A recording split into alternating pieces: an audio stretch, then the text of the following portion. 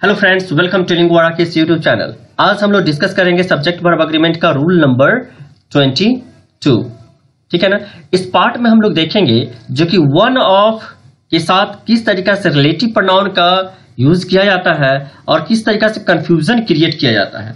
तो वो सारा हम लोग इस वीडियो में दूर करेंगे और ये भी देखेंगे जो कि इस दोनों को इस तरीका से मर्ज करके एक अलग स्ट्रक्चर बनाया जाता है। कई सारा स्ट्रक्चर आपको दिखने को मिलेगा, तो आप लोग इस वीडियो में बने रहिए शुरू से अंत तक। आपका हर एक कॉन्सेप्ट एक कॉन्सेप्ट क्लियर होगा। हम लोग एक क्लू समझेंगे और किस तरीके से क्वेश्चन क्विकली सॉल्व किया जाएगा उसे भी हम लोग समझेंगे। हम लोग पहले भी डिस्कस कर चुके हैं वन ऑफ के बारे में। वन ऑफ के साथ क्या होता है, प्लूरल नाउन का यूज होता है, उसके साथ सिंगुलर वर्ब का यूज होता है। ठीक है, सिंपल सी बात है। अब यहाँ पे प्लूरल नाउन का यूज क्यों हुआ, क्योंकि जब भी वन ऑफ के बारे में बात होगा तो क्या होगा, सिर्फ और सिर्फ कई सारा में से सिर्फ एक की बातें होगी। ठीक है ना। अब कहेंगे कि वन ऑफ द बॉयज, यानी कि कई सारे लड़कों में से एक लड़का। अब एग्जाम्पल से इसे समझते हैं। One of the main, one of the main, one of के बाद क्या आया, प्लूरल नाउन आया। उसके बाद क्या आना चाहिए, सिंगुलर वर्ब का यूज होना चाहिए। वॉज का यूज होगा या वर का यूज होगा, ऑब्वियसली वॉज का यूज हो जाएगा। ठीक है ना। One of the men was found guilty. ठीक है ना। कई सारे लोगों में से एक दोषी पाया गया, तो एक दोषी पाया गया तो ऑब्वियसली इसके साथ क्या हो जाएगा, सिंगुलर वर्ब का यूज होगा। तो इस तरीका से आपका कॉन्सेप्ट क्लियर होना चाहिए। One of the students, one of है, नाउन क्या हो गया, प्लूरल हो गया, वर्ब क्या आएगा, सिंगुलर आएगा, वॉज आ जाएगा, वर्ब का यूज नहीं होगा। ठीक है ना। One of the students was selected in the examination. कई सारे स्टूडेंट्स में से एक स्टूडेंट्स एग्जाम में सेलेक्टेड हुए हैं, यानी कि सिलेक्ट किया गया है। ठीक है ना। तो यहां पे एक की बातें होती है। अब आते हैं यहां पे, जब नाउन प्रोनाउन होगा और उसके बाद रिलेटिव प्रोनाउन का यूज किया जाएगा और उसके बाद वर्ब का यूज किया जाएगा, तो क्या हो जाएगा, जो भी रिलेटिव प्रोनाउन से पहले वाला नाउन प्रोनाउन होगा, यानी कि रिलेटिव प्रोनाउन का जो भी एंटीसीडेंट होगा, इसके अकॉर्डिंग वर्ब का यूज होगा। ठीक है ना। अगर ये नाउन प्रोनाउन सिंगुलर होगा तो ये वर्ब भी सिंगुलर होगा, अगर ये प्लूरल होगा तो वर्ब भी प्लूरल होगा। इस बात को ध्यान में रखना है। अब कहेंगे रिलेटिव प्रोनाउन क्या होता है, तो बेसिकली यहां पे जो सेंटेंस में यूज किया जाता है रिलेटिव प्रोनाउन, वो बेसिकली क्या है, who, which, that, as, but. ठीक है ना। अब यहां पे मीनिंग देखोगे, हु, व्हिच, दैट, एज का मीनिंग क्या होता है, जो, जिसने, और बट का मीनिंग क्या हो जाएगा, जो नहीं, जिसने नहीं। इतना बात आपको ध्यान में रखना है। रिलेटिव प्रोनाउन के बारे में आपको समझना है। ठीक है ना, क्योंकि रिलेटिव प्रोनाउन के बारे में हम लोग कई बार डिस्कस करेंगे यहां पे, ये बात आप दिमाग में रखना। ठीक है। तो अभी हमने क्या डिस्कस किया यहां पे, रिलेटिव प्रोनाउन के पहले वाला जो नाउन प्रोनाउन होगा उसके अकॉर्डिंग वर्ब का यूज होगा। ठीक है ना। इस नाउन प्रोनाउन के अकॉर्डिंग वर्ब का यूज होगा। अब यहां पे एग्जाम्पल देखो, it is I who has always helped you. It is आई, अब इट यहां पे सब्जेक्ट है, इसके अकॉर्डिंग वर्ब का यूज हुआ है यहां पर, तो ये सही है। अब हु क्या है, रिलेटिव प्रोनाउन है, हु के पहले वाला सब्जेक्ट क्या है, यानी कि हु के पहले वाला प्रोनाउन क्या है, आई है। अब इसके अकॉर्डिंग यहां पे वर्ब का यूज होना चाहिए, है ना। तो यहां पे आई के अकॉर्डिंग हैव का यूज होगा ना, हैज का यूज तो होगा नहीं। ठीक है। तो it is I who have always helped you. Now second वाला देखो, इट इज, यहां सही है, I who is to blame. अब आई के अकॉर्डिंग यहां पे वर्ब का यूज होना चाहिए, इज तो नहीं होगा, क्या होगा, आई के साथ एम का यूज होगा, है ना। तो it is I who am to blame. ठीक है। तो रिलेटिव प्रोनाउन के पहले वाला जो नाउन प्रोनाउन होगा उसके अकॉर्डिंग यहां पे वर्ब का यूज होगा। इतना बात आपको ध्यान में रखना है। नाउ अब यहां पे देखते हैं उस दोनों को मर्ज करके किस तरीका से स्ट्रक्चर बनाया जाता है। ठीक है। वन ऑफ, ठीक है ना, वन ऑफ होगा, उसके बाद प्लूरल नाउन आएगा, ऑब्वियसली सी बात है। इसके बाद रिलेटिव प्रोनाउन अगर आ गया तो क्या हो जाएगा, रिलेटिव प्रोनाउन के पहले वाले नाउन प्रोनाउन के साथ वर्ब का यूज होगा। ये प्लूरल नाउन है, प्लूरल वर्ब का यूज होगा। ठीक है ना। वन ऑफ के बाद प्लूरल नाउन आता है तो रिलेटिव प्रोनाउन आ गया बीच में, तो इसके साथ क्या हो जाएगा, प्लूरल नाउन है तो प्लूरल वर्ब का यूज होगा। ठीक है। अब यहां पे ये सिंगुलर वर्ब का जो यूज हुआ है तो इसके अकॉर्डिंग सिंगुलर वर्ब का यूज होगा, क्योंकि ये भी यहां पे सब्जेक्ट हो गया। ठीक है ना। अगर डबल सब्जेक्ट है तो डबल वर्ब तो होगा ही होगा। ठीक है। अब यहां पे समझो, अब आप एग्जांपल से देखो, one of the girls, one of the girls who have come here is from Kashmir. ठीक है, अब यहां पे देखना जो कि हु रिलेटिव प्रोनाउन है। अब रिलेटिव प्रोनाउन के पहले क्या है? गर्ल्स। अब गर्ल्स क्या है? प्लूरल नाउन है। अब इसी के अकॉर्डिंग यहां पे वर्ब का यूज किया गया। तो आपको यह समझना है जब भी रिलेटिव प्रोनाउन आएगा, हु आ जाए, हुच आ जाए, दैट आ जाए, चाहे जो भी रिलेटिव प्रोनाउन आ जाए, तो उसका जो एंटीसीडेंट होगा, उसका जो पहले वाला नाउन प्रोनाउन होगा, उसके अकॉर्डिंग वर्ब का यूज होगा। ठीक है ना। अब यहां पे देखो वन है, अब वन के अकॉर्डिंग यहां पे वर्ब क्या आया? इज आया। तो one of the girls who have come here is from Kashmir. ठीक है ना, यानी कि बहुत सारी लड़कियां आई हैं, यहां पे बहुत सारी लड़कियां आए हैं, लेकिन एक लड़कियां कश्मीर से आए हैं। एक ही लड़की, यानी कि बहुत सारी लड़कियों में से एक लड़की कश्मीर से है। तो इसका ये मतलब हो गया one of the girls who have come here is from Kashmir. Now अब यहां पे देख लो जो कि सब्जेक्ट, अब दूसरा स्ट्रक्चर देखो, सब्जेक्ट और वर्ब। ठीक है, अगर यहां पे सब्जेक्ट पहले है तो इसी के अकॉर्डिंग वर्ब का यूज होगा। अगर सिंगुलर सब्जेक्ट होगा तो सिंगुलर वर्ब आएगा, प्लूरल सब्जेक्ट हो गया तो प्लूरल वर्ब आएगा। ठीक है, उसके बाद वन ऑफ आ गया, प्लूरल नाउन आ गया। ठीक है ना, वन ऑफ के बाद प्लूरल नाउन तो आएगा ही आएगा, तो वन ऑफ के बाद प्लूरल नाउन आ गया, रिलेटिव प्रोनाउन आ गया, तो वर्ब क्या आएगा? प्लूरल वर्ब आ जाएगा। ठीक है ना। अब यहां पे वन ऑफ क्या हो गया? सब्जेक्ट नहीं रहा, क्योंकि सब्जेक्ट यहां पे ये हो गया और इसी सब्जेक्ट के अकॉर्डिंग वर्ब का यूज हो गया। अब इसके अकॉर्डिंग ये जो सब्जेक्ट है प्लूरल नाउन, इसी के अकॉर्डिंग वर्ब का यूज होगा, क्योंकि बीच में क्या है? रिलेटिव प्रोनाउन है, और रिलेटिव प्रोनाउन का जो एंटीसीडेंट होगा, जो भी नाउन या प्रोनाउन होगा, उसी के अकॉर्डिंग वर्ब का यूज होता है ना। तो अब यहां पे देखो, तो ये सारा स्ट्रक्चर आपको दिमाग में बैठा के रखना है, और इससे रिलेटेड हम लोग कई सारा एग्जाम्पल भी करेंगे और किस तरीके से क्वेश्चन पूछा जाता है, प्रीवियस ईयर क्वेश्चंस सॉल्व करेंगे। नाउ देखो, you are one of the players who always play for the country. ठीक है ना, तो यहां पे यू सब्जेक्ट है, वर्ब आ गया, वन ऑफ द प्लेयर्स। ठीक है ना, वन ऑफ द प्लेयर्स यहां पे क्या है? नाउन प्लूरल है। अब यहां पे हु क्या है? रिलेटिव प्रोनाउन है। ठीक है ना, यहां पे वर्ब क्या हो गया?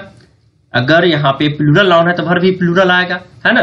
तो ये कॉन्सेप्ट आपको क्लियर हो गया होगा यहां पे। अब इसका मीनिंग समझ लो, you are one of the players who always play for the country. खिलाड़ी तो कई सारे हैं, बट आप उनमें से एक हो जो कंट्री के लिए खेलते हो। ठीक है ना, अपने देश के लिए खेलते हो। अब यहां पे देख लो, ये स्ट्रक्चर बहुत ही इंपॉर्टेंट है, ध्यान में रखना। सब्जेक्ट आया, इसके अकॉर्डिंग वर्ब आएगा, सिंगुलर सब्जेक्ट है, सिंगुलर वर्ब आ गया। अब यहां पे वन ऑफ नहीं, द ओनली वन के अकॉर्डिंग वर्ब का यूज होगा। द ओनली वन मीन्स क्या? कई सारों में से सिर्फ और सिर्फ एक। ठीक है ना, इसका हम लोग मीनिंग समझेंगे सेंटेंस से। तो द ओनली वन ऑफ हो गया, उसके बाद प्लूरल नाउन आया, उसके बाद दैट लगा है, रिलेटिव प्रोनाउन हो गया, और उसके बाद ये सिंगुलर वर्ब लगा। प्लूरल वर्ब का यूज क्यों नहीं हुआ? क्योंकि यहां पे द ओनली वन लग गया। ठीक है ना, द ओनली वन का मतलब हो गया केवल और केवल एक, सिंगल। ठीक है ना, इसलिए यहां पे सिंगुलर वर्ब का यूज हुआ है। ठीक है, जब भी एग्जाम में आप देखना द ओनली वन, तो इसके अकॉर्डिंग आप सिंगुलर वर्ब का देखना और इसी का यूज करना। ये बात आपको ध्यान में होना चाहिए। सेंटेंस देखो, this is the only one of the books that is worth reading. अब दिस आया सब्जेक्ट, इसके अकॉर्डिंग वर्ब का यूज हुआ है। The only one of the books that is worth reading, यानी कि आपके पास कई सारे बुक हैं, आपके पास कई सारे बुक हैं, उसमें से सिर्फ और सिर्फ एक क्या है? वर्थ रीडिंग है, यानी कि पढ़ने लायक है। पढ़ने लायक आपके पास एक ही किताब है, ओनली वन, इसलिए द ओनली वन का यूज किया गया है यहां पे। ठीक है ना, और इसी के अकॉर्डिंग वर्ब का यूज किया गया है, सिंगुलर वर्ब का यूज किया। तो आपको ये कॉन्सेप्ट क्लियर हो गया होगा, वन ऑफ और द ओनली वन ऑफ। तो आई होप आपको ये क्लियर हो गया होगा। नाउ अब हम लोग आते हैं एक्सरसाइज पे। नाउ अब हम लोग एक्सरसाइज करते हैं। अब यहाँ पे देखते हैं पहले वाले क्वेश्चन में, one of the boys who works hard have been selected. अब कहाँ पे एरर है ये आपको फाइंड करना है। अब यहाँ पे सब्जेक्ट एक तो ये हो गया, वन हो गया। ठीक है ना, वन ऑफ द बॉयज। अब यहाँ पे रिलेटिव प्रोनाउन है, तो रिलेटिव प्रोनाउन के पहले वाला क्या हो गया? नाउन, प्लूरल नाउन है, इसी के अकॉर्डिंग वर्ब का यूज होना चाहिए। क्या? वर्ब प्लूरल होना चाहिए, वर्क्स नहीं वर्क होना चाहिए। ठीक है ना, वर्क होना चाहिए, प्लूरल नाउन का यूज होगा। तो one of the boys who work hard, have नहीं हैज का यूज होना चाहिए। किसके अकॉर्डिंग? वन के अकॉर्डिंग। वन के अकॉर्डिंग हैज का यूज होना चाहिए। तो one of the boys who work hard has been selected, यानी कि कई सारे लड़के जो मेहनत किए हैं उसमें से एक लड़का सेलेक्ट हुआ है। अब हम लोग क्वेश्चन सेकंड देखते हैं। One of the girls who has come here are from Delhi. अब यहाँ पे रिलेटिव प्रोनाउन है।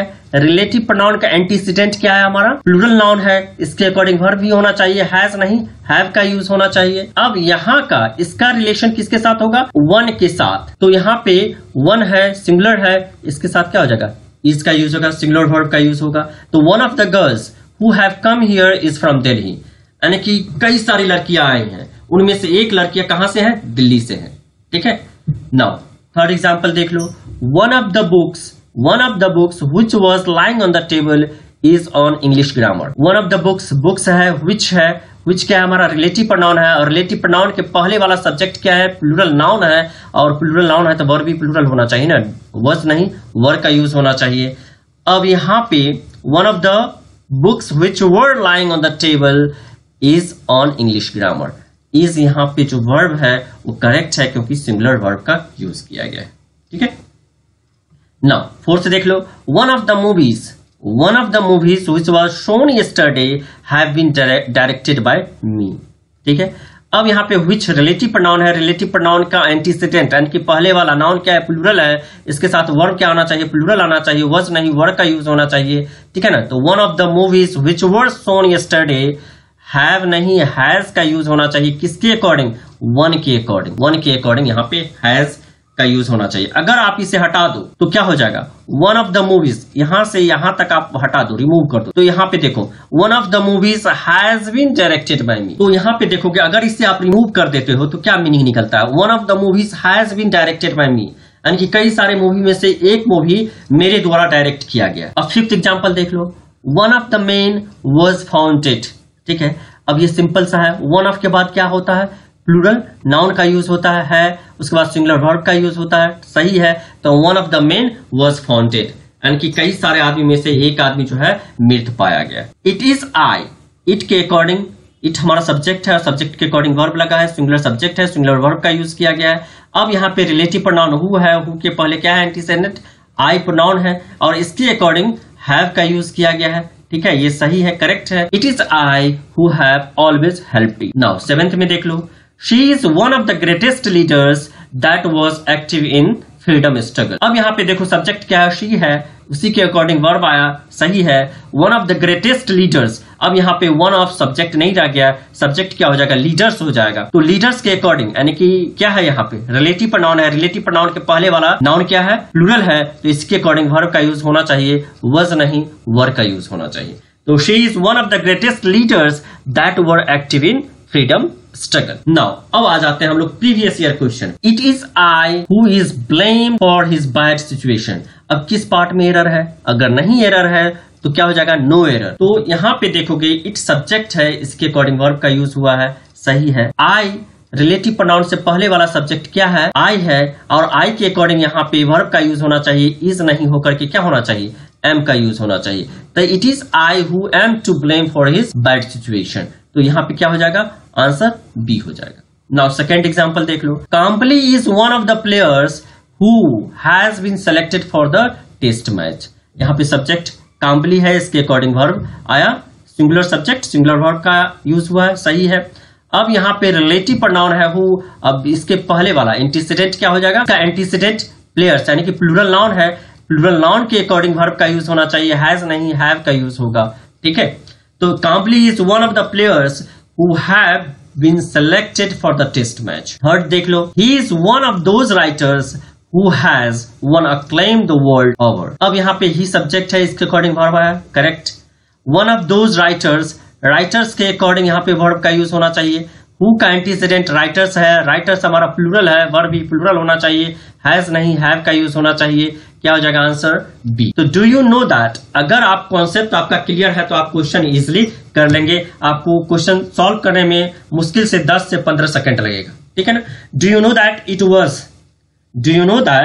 It was I who has done this piece of beautiful work.